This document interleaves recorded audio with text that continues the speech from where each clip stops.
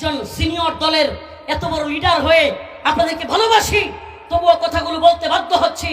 আজকে শাহবাগ প্রেমী ওই নাস্তিকদের পক্ষ অবলম্বনকারী এই কুখ্যাত ফরিদউদ্দিন মাসউদের পক্ষ নেন।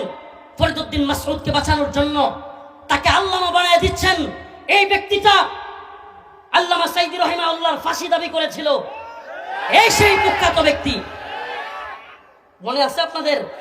শাহবাগে গিয়া আল্লামা সাইদি রাহিমাহুল্লাহ যেই মানুষটা মাজলুম তার বিরুদ্ধে ফাঁসির দাবি করা, ফরিদউদ্দিন মাসউদের পক্ষ নেন। ফরিদউদ্দিন মাসউদের পক্ষ নিয়া তালই পরিচয় দিয়া থানা ঘেরাও করবেন। তারপরে বলেন যারা ফরিদউদ্দিন মাসউদের বিরুদ্ধে তারা নাকি ইসলাম বিদ্বেষী। নাউজুবিল্লাহ। আরে ফরিদউদ্দিন মাসউদ নিজেই তো ইসলাম বিদ্বেষী। যে ব্যক্তি আল্লামা সাইদি রাহিমাহুল্লাহর ফাঁসি দাবি করে, যে ব্যক্তি 1 লক্ষ মুফতির ফতোয়া তৈরি করে জিহাদের বিরুদ্ধে অবস্থান নেয়, এ ব্যক্তির নিজের ঈমান নিয়েই তো টানাটানি। আর সেই ব্যক্তিকে নিয়ে আজকে এত বড় জজবা দেখান, হুঙ্কার দেখান, অথচ ইশক নবীর দাবিতে আল্লাহ কসম আল্লাহর কোন পীর, কোন মুফতি, কোন শাইখুল হাদিস, কোন বড় বড় আলেম আল্লাহর কাছে জবাব দিতে পারবে না। ইশক নবীর দাবিতে বছরকে বছর কারাবন্দী অবস্থায় আমার ভাই আরাফাত, আমার ভাই সাইমন, আমার ভাই আব্দুস সবুর, আমার ভাই আরিফ সহ আমার ভাই আসাদ, কতগুলো নাম বলবো।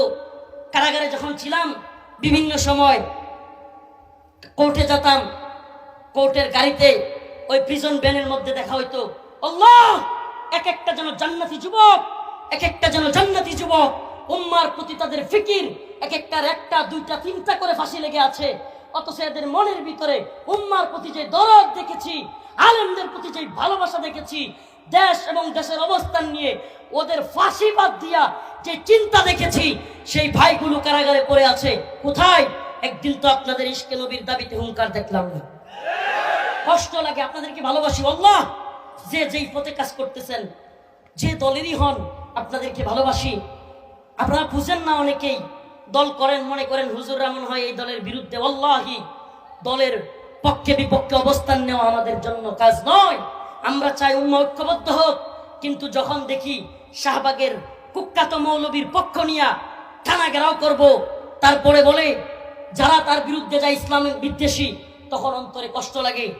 কিন্তু কূটনীতির নামে, পররাষ্ট্রনীতির নামে বাংলাদেশে আবারও যদি কেউ হিন্দুত্ববাদী, ব্রাহ্মণ্যবাদী, তাগুতি ইন্ডিয়ার বন্ধুত্বের আশা করে ক্ষমতায় আসবার চেষ্টা করে, তবে আমরা তার দাঁত ভাঙা জবাব দিব ইনশাআল্লাহ।